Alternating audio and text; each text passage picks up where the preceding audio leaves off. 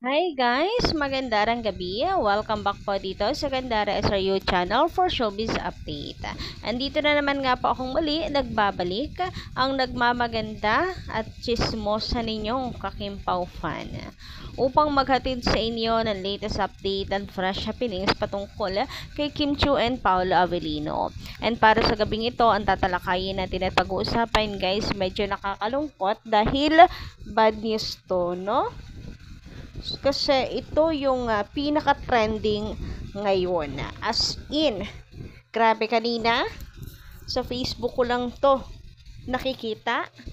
Pero pag scroll ko sa TikTok, hanggang TikTok, grabe, ang daming videos and gusto pong i-boycott ang Showtime plus i-cancel ang movie ni Kim Chiu. Daming nagsasabi na Kim, tandaan mo, may movie ka pa. Magkaalaman. Ganyan. Grabe, bakit ganon? Ang bilis nilang i-link tungkol sa ay yung spill. Na-link po kasi yon sa sa issue, of course, malaking usapin ngayon about kay former President Rodrigo Duterte. So, nanganganib na ang Showtime ata ngayon dahil, ewan ko kung tatalab yun, pero madami akong nababasa. Di natin alam kung mga trolls account or talagang madaming galit dahil di rin naman po biro, ang dami pong supporters ng DDS, mga DDS guys. Marami naman talagang malungkot. Marami rin po nakikisimpatya. Iba rin na Kimpaw fans. Kanya-kanya kasing yan, paniniwala din. So, sana lang daw ang Showtime ay hindi nakikisali para lang mag-trending. Pati tuloy si Kim Chiu na damay. Yung iba rin daw pong Kimpaw fan, may nababasa ako na parang alam na nila na malilink si Kim sa ililink ng mga tao sa issue or sa usaping politika, TDS, pagka-aresto kay former President Rodrigo Duterte, yung spill nila, yung kanilang script na expected na raw nila. Parang nakutuban na sila doon. Tapos, ang bilis, ayun na nga. So, kayo din ba, na nakutuban na din? So, feeling nyo rin ba talaga nagawa yung script na yon, ginawa yung script na yon para magpatama? Kasi dyan daw magaling ang Showtime, magpatama. Dinadaan sa script, mga biro. Pero, dapat labas si Kim Chiu dyan kasi nagbabasa lang siya ng script. Ayan, maraming nagtatanggol kay Kim Chiu ngayon.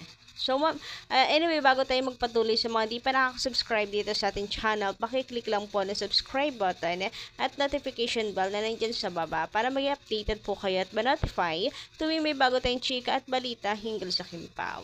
Basta mga balita na may kinalaman kay Kim Chiu and Paolo Avellino, sagot na po natin yan. And eto na nga, mukhang maapektuhan rin daw ang movie ni Kim dahil sa script na kanyang binasa.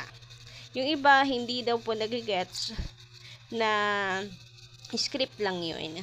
Host lang sila na binabasa yung mga script, kanilang spiel, kahit na-explain na yun ni Kim Chiu. Labas naman na daw po si Kim Chiu doon, di ba dapat? Labas na si Kim doon. Wala siyang alam doon.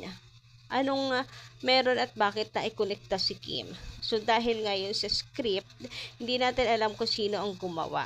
Pero may nagtatanggol din naman dahil always naman daw ginagawa ito ng Showtime. Nagbibigay ng inspiration, message, script, spiel every time. Para ngayon lang ata. Medyo tumugma kasi dahil sa bungad ni Vong sa gulo. Ayan, marami daw masaya.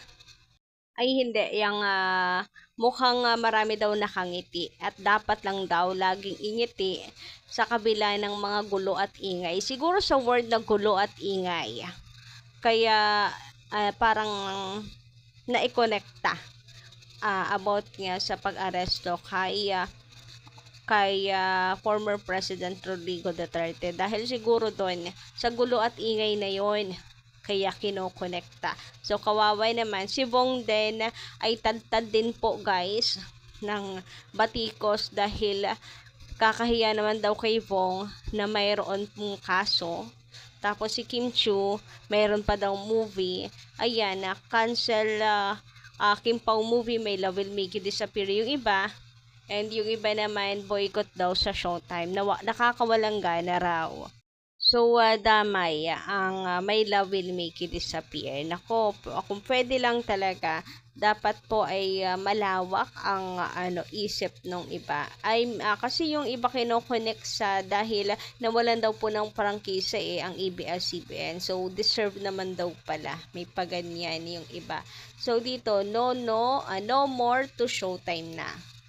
Alalahanin mo, Kim, may movie ka pang ilalabas. So, may nabasa naman tayo nagtatanggol. Sabi dito, well, sa TikTok po to ha, kalat na kasi ngayon na talaga yung balita.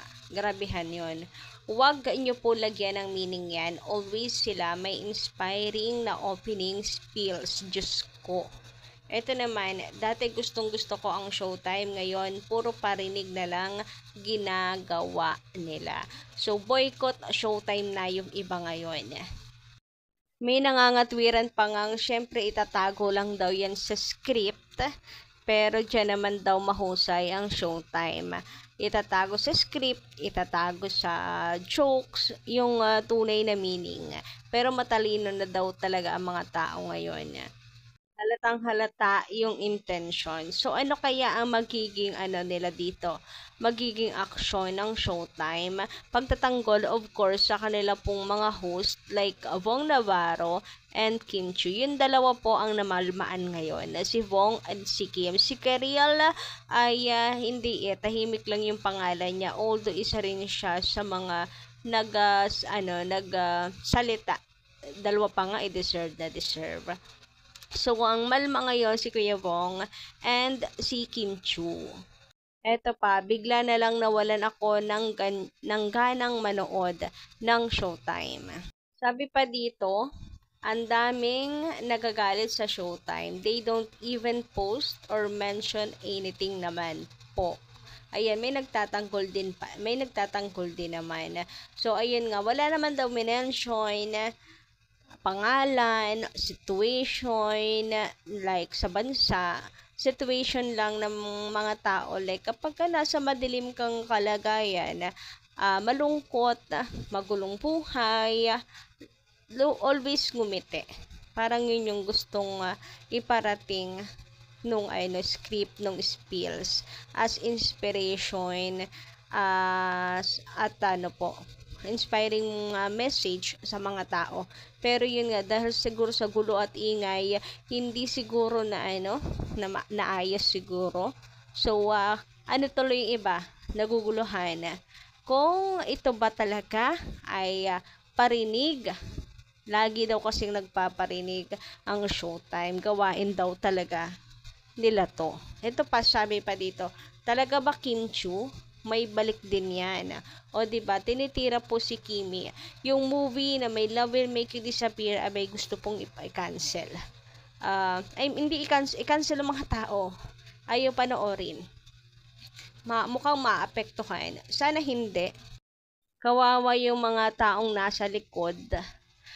Yung mga bumuo, yung mga staff, yung nagpakapagod din, mga nagpagod sa moving ito. Marami naman pong fans ang Kim Pao na kayang-kayang dalhin ang movie, pero casual viewers kasi tina-target din hindi lang naman mga fans.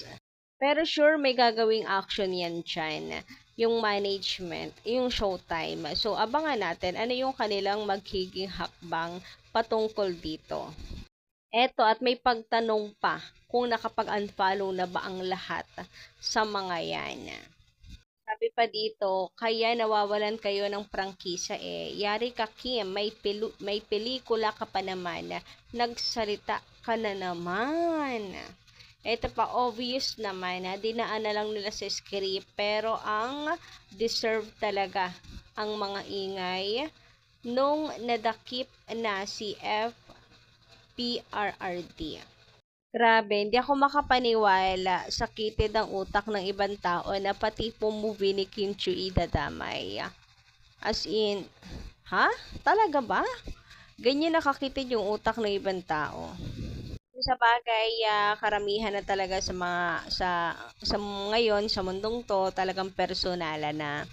And eto nga, abay may pag-cancel, Showtime, and a comment, oh my, cancel na Showtime mula ngayon. Talaga ba, Kim? Alalahanin mo, hindi pa nilalabas ang movie mo. Ayan, at may, hindi ko alam, pagbabanta ba to? Or awan? Apektado si Kim and Kuya Bong, panay na sila yung sumasalo ng batikos. Sila kasi may mahabang spill. Sabi pa dito, may galit kasi sa former President Rodrigo Duterte kasi pinasara ang ABS. Talaga ba? Deserve ko din sigurong hindi manood ng movie mo, Kim. No to Showtime. Grabihan yun. So, kayo guys, anong inyong comment about this? Grabe, trending na trending to ngayon. So, pa-comment lang po dyan sa baba, ano? And hanggang dito lang muna ang ating update. Good night na. At maraming salamat sa pakikinig. Don't forget to click the subscribe button and notification bell for more updates. Kita ka sa susunod na balita.